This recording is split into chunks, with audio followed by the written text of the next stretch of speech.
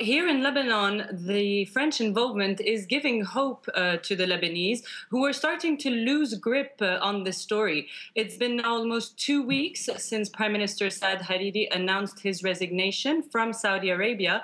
And here there is a growing belief that the Prime Minister was held against his will, that he was held captive in Riyadh. So, although at first it came as a surprise to hear that he would be going to Paris while everybody was waiting for him in Beirut, France's diplomatic gesture, this diplomatic push, is widely appreciated.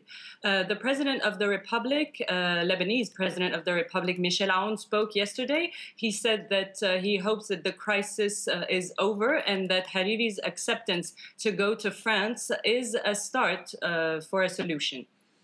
Now, Chloe, when the Prime Minister announced his resignation in Saudi Arabia, he lashed out at Iran and at Hezbollah, of course, the group in Lebanon. Now, we've seen Saudi Arabia and Iran opposing interests. They've been at play for some time in Lebanon. How are these latest developments, though, playing out there?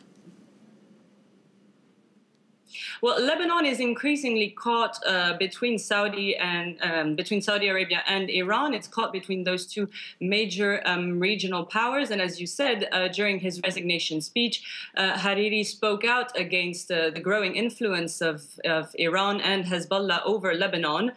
Since the resignation, Saudi Arabia has also been increasingly putting pressure on Lebanon, putting a travel ban and calling all of its citizens to leave Beirut as soon as possible. But paradoxically, here in Beirut, this situation seems to be unifying the Lebanese together. There is consensus around the fact that Prime Minister Saad Hariri has to come home.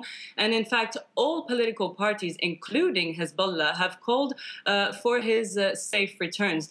Now, when we walk in the streets, it's also the same feeling. There are posters of Saad Hariri everywhere in Beirut with hashtags saying, "We are all Saad, bring back Saad Hariri." And when you speak to the people, what they tell you is that whether they like Prime Minister Saad Hariri or not, this is not the question anymore. This story is now about the dignity of Lebanon and the fact that its representatives and its institutions are respected by regional powers.